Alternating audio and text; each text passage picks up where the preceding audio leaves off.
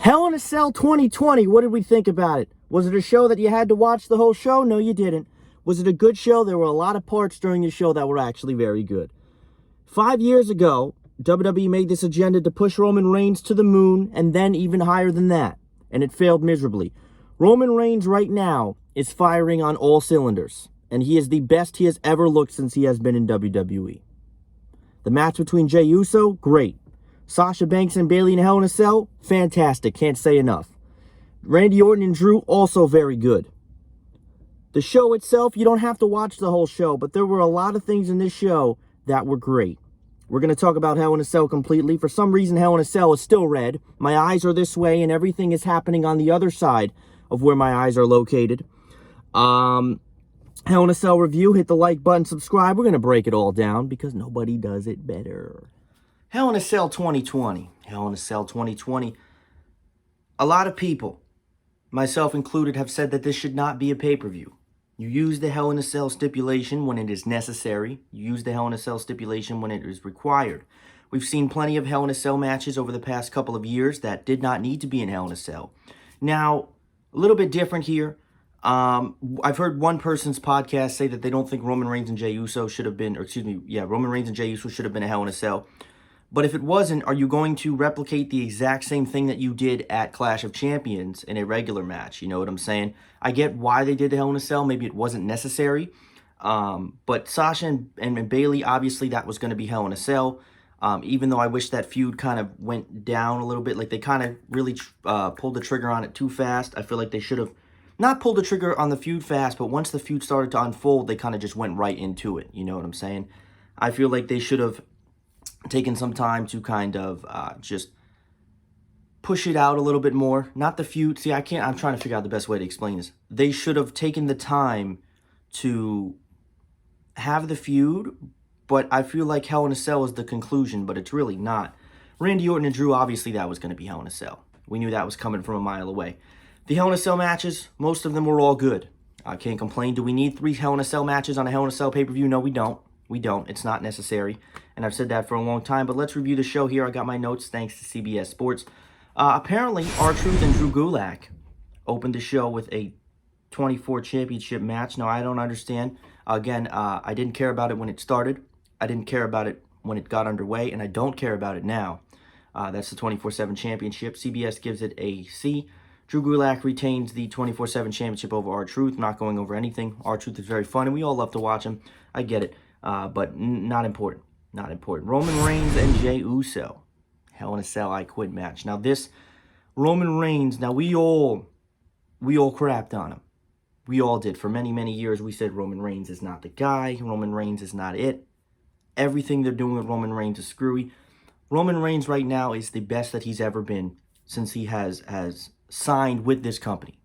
He's a heel. He is a jackass. He's an asshole. And I'm telling you this right now. Roman Reigns is on fire. And I never thought we'd see the day.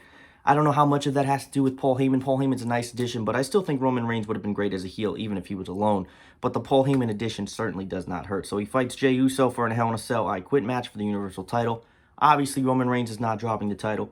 Early dominance from Roman Reigns. Uso made his first big comeback. He hit a pair of suicide dives and drove Reigns into the cage.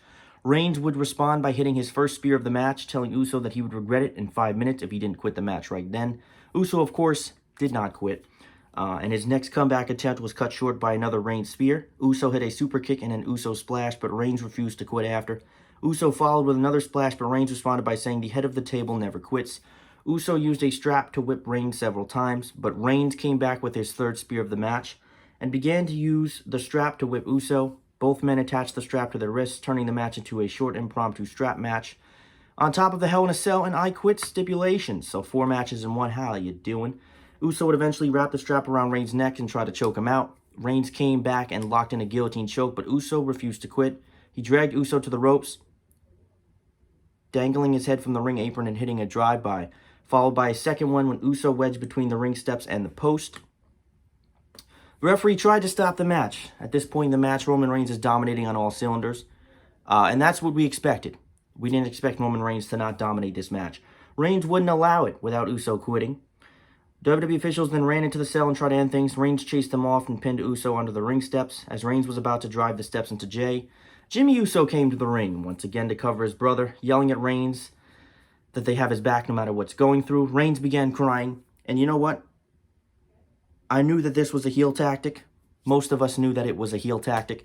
Roman Reigns shedding tears as a heel, that wouldn't really make much sense.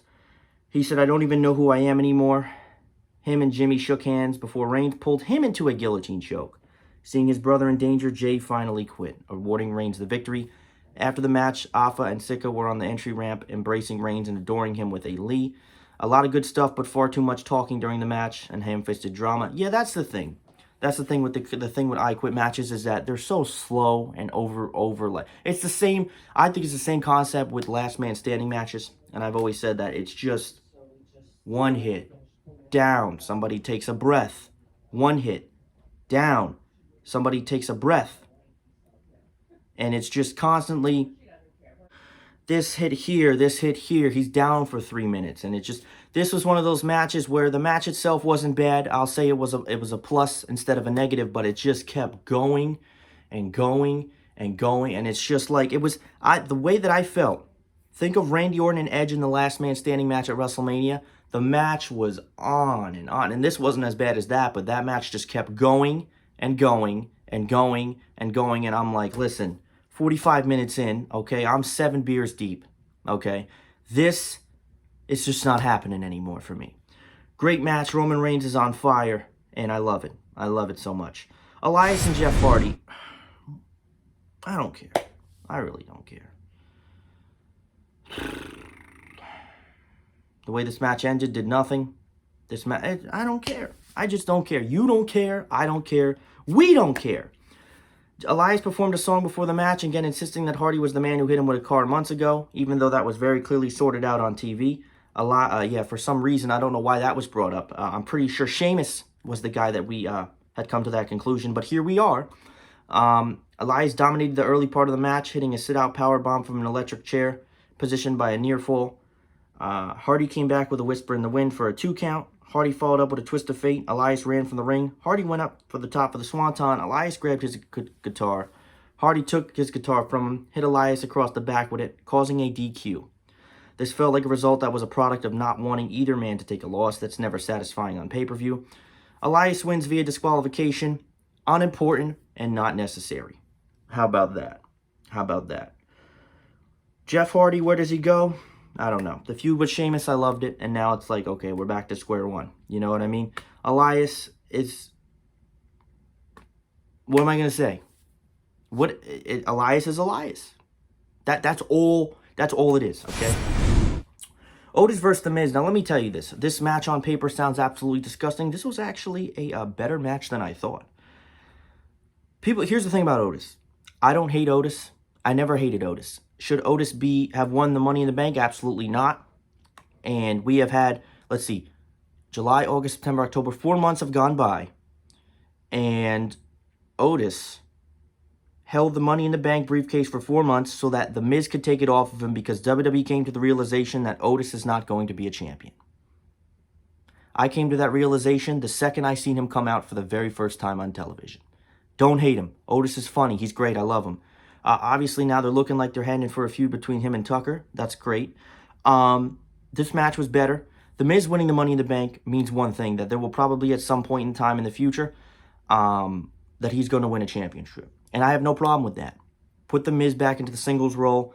Get him away from John Morrison. Okay, you can have him and Morrison for a little while longer. Okay, put John Morrison into some type of program. Let him run singles and have them split. Okay. This is for the Money in the Bank briefcase, just in case you were lost the last 3.5 minutes. Miz went for an early skull-crushing finale, was countered by Otis. Again, Otis countered Miz's offense by sliding out of the way of a dropkick between the ropes to hit a big clothesline. But John Morrison provided distraction that allowed Miz to take back over, and interfered again by actually punching Otis.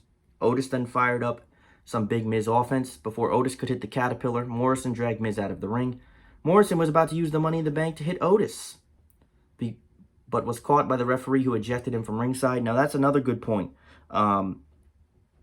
If you win the match, there was no statement whatsoever about how the match ended.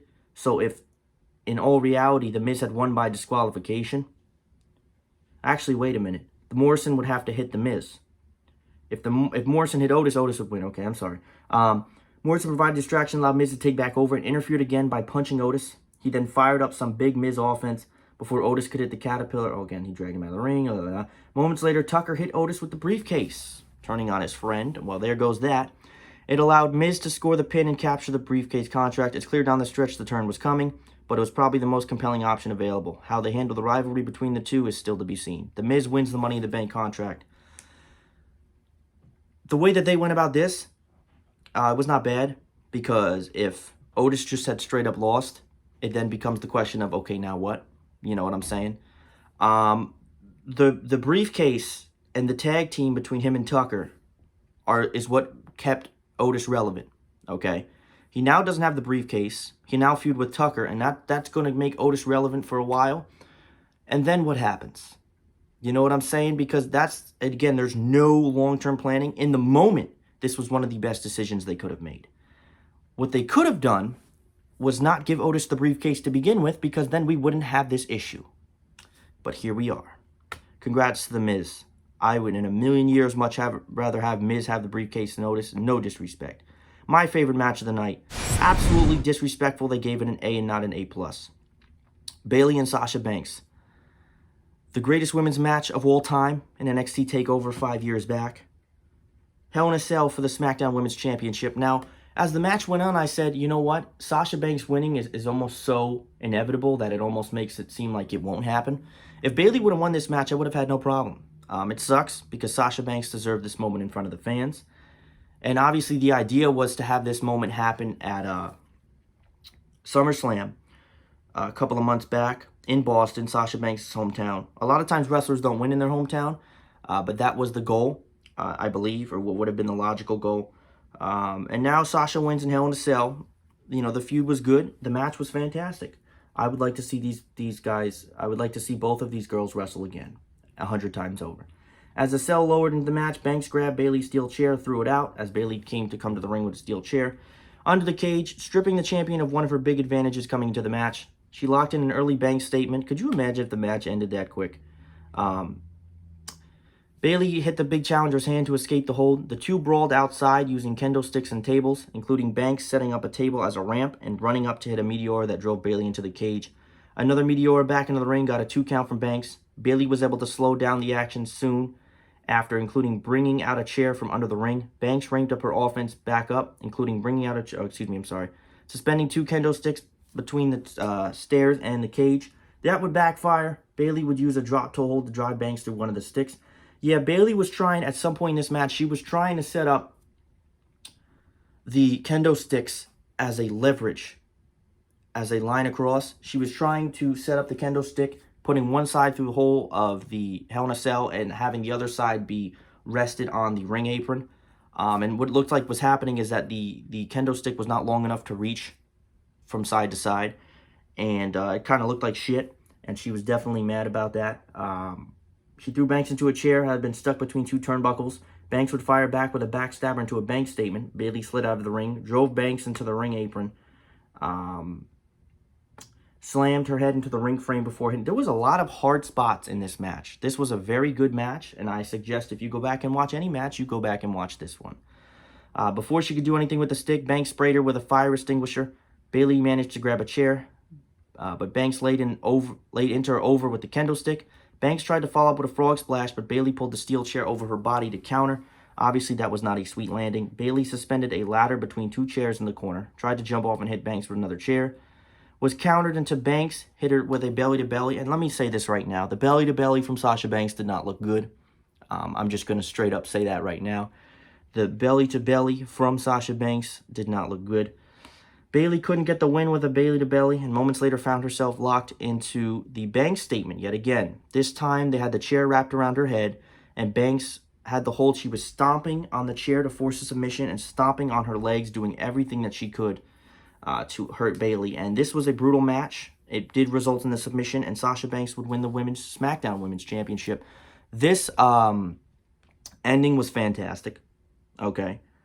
Sasha Banks and Bayley, in all honesty, they bring the best out of each other, and it's a fantastic thing to watch.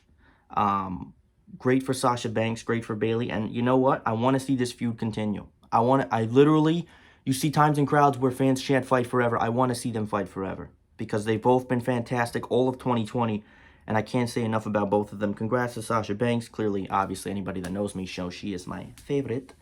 CBS says, aside from being a bit clunky early on, it was good as you can ask for from these women. Absolutely fantastic match. A lot of great spots and dangerous spots. And Sasha Banks gets the win. Love the way the match ended. And we'll see what happens going forward. Now, clearly, this is the co-main event, if you want to call it that. Clearly, before the third, not the match before the main event, but the match before that, typically on a wrestling show, is very good. And then you have the co-main event. The match before the last match usually is used to bring the crowd down because you don't want to have an overload. You don't want to have 15 matches in a row that are so good where the crowd can't catch a break. This was your bathroom match for yesterday evening, and it was Bobby Lashley versus Slapjack of Retribution for the U.S. title. It brought the crowd down, and then the main event was great. Loved it. Randy Orton and Drew McIntyre, man, they are just so great together. United States Championship. Bobby Lashley versus Slapjack. Before I say anything else, Hurt Business is great. Love all of them. MVP has really brought this tribe into importance. Now what? How long are we going to have Hurt Business feud with Retribution? How long are we going to have Hurt Business have meaningless challenges that mean nothing? I want to see what happens a couple months. Where is the Hurt Business from now? Retribution, didn't care about him then, don't care about him now. Ali is the leader, that's great. Outside of that, nothing is important. The match came about after Ali laid out a challenge for any member of the Hurt Business to face any member of Retribution. MVP upped the stakes, saying Lashley would defend his title against Slapjack. Slapjack threw his shirt at Lashley when the bell rang, allowing himself to get the jump. He continued to put up a good fight, countering Lashley whenever Lashley would start to get any offense going. Lashley eventually had enough and tossed Slapjack around the ring for a few minutes before locking in the Hurt Lock for the victory. Retribution ran into the ring and attacked Lashley. He was able to fight them off before the group had to flee with the rest of the Hurt Business.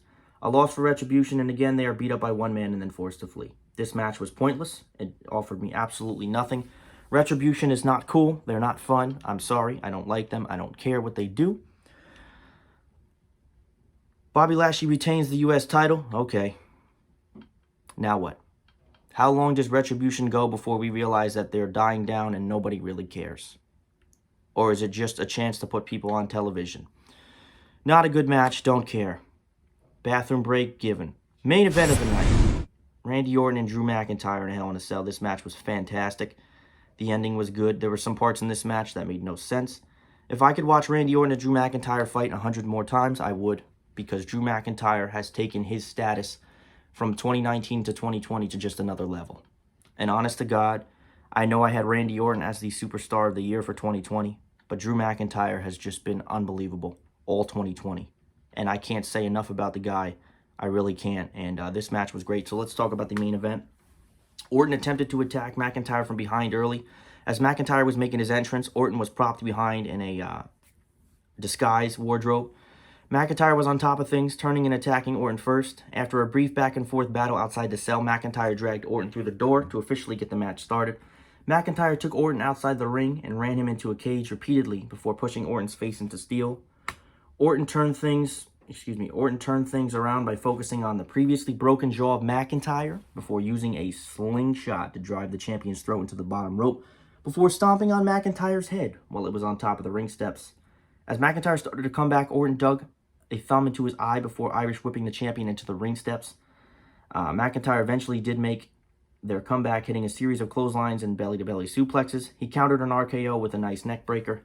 After putting Orton through a table outside the ring, McIntyre made the mistake of taunting Orton before throwing him to the ring, allowing Orton to kick the ropes twice for 2 pairs of low blows as McIntyre tried to step into the ring. Orton followed with a hanging DDT, but McIntyre kicked out at 1, leading Orton to leave the ring, retrieve a set of bolt cutters, and open the cell door. So at this point, we're obviously trying to get on top of the cell. After a brawl on the entrance ramp, Orton climbed to the top of the cell. McIntyre followed him, only to have Orton grab a steel pipe, which he tried to swing at the champion. Orton then started to climb down the cell again with McIntyre in pursuit. The two battled on the side of the cell before Orton managed to knock McIntyre off. I don't know what it is about WWE trying to replicate the Mankind movement. That will never be replicated. What they do now is they're halfway up the cell, which is still a bit of a fall. They're halfway up the cell, and they knock him off. Now, McIntyre sold this like a salesman, but the two battled on the side, and he knocked him off. And I think, honest to God, after that point in the match, McIntyre was nowhere to be found. He mentally, physically, and wherever, after that, after that fall off of the cell onto the table, McIntyre was done for. He countered an RKO into the backside. McIntyre lined up for another Claymore. Orton ducked it, hit an RKO to score the win. The RKO was not pretty. The RKO that sold the deal. Cell crash spot has to happen every year. A lot to live up to the match, especially Banks and Bayley. It was the third best of the three, but still perfectly a good match. Orton continues to cement his legacy as a 14-time WWE champion, and he wins the championship. Thought Orton was going to win the title at SummerSlam. Then he lost to a backslide from Drew McIntyre at SummerSlam. Payback came, he lost to Keith Lee. Clash of Champions came, he lost to Drew McIntyre. And Hell in a Cell came, and he won the title. If Randy Orton didn't win the title tonight, there was no business in continuing this feud. Because if it didn't result in Randy Orton winning the title, why are we still chasing a champion that we're not clearly going to beat? That's all, folks. Randy Orton wins. The Hell in a Cell matches were fantastic. Honestly. Everything else outside of them, not important.